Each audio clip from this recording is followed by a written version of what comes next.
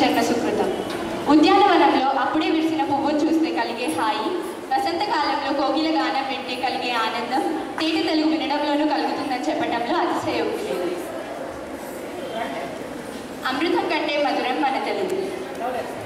నేడు తెలుగు భాషా దినోత్సవాన్ని జరుపుకోగలగటం నిజంగా మన పూర్వజన్మ సుకృతం. వ్యవహారిక భాషను ప్రామాణిక భాషగా మార్చుటకు ఎంతో కృషి చేసిన గిడుగు రామ్మూర్తి గారి జయంతి ఈరోజు.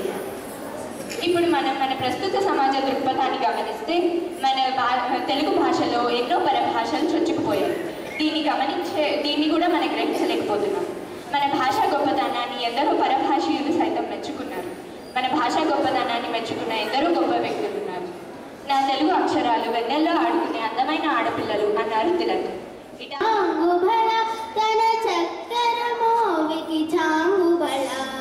చక్కని తల్లికి చాంగుబళ కులికెడి మురిపెపు కుమ్మరింపు తన సడుపు చూపులకు చాంగుబళ చలములాలుకకు చాంగుబళ చక్కని తల్లికి చాంగుబళ.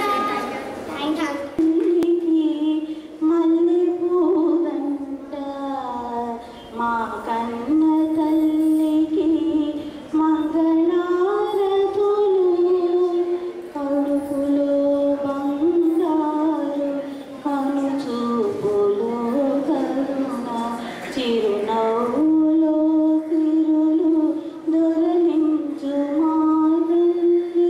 మా తెలుగు తల్లికి మల్లె తీయనైన తెలుగు అన్న, మందార మకరంద మాధుర్యమైనది అన్న, ఆ సొగసులకే పదాల శోభ మన తెలుగు భాషకే చెల్లింది. ఏ భాషలోనూ లేనని లలితమైన పదాలు తెలుగు భాషలోనే ఉన్నాయని చెప్పడానికి నేను ఎంతో గర్వపడుతున్నాను.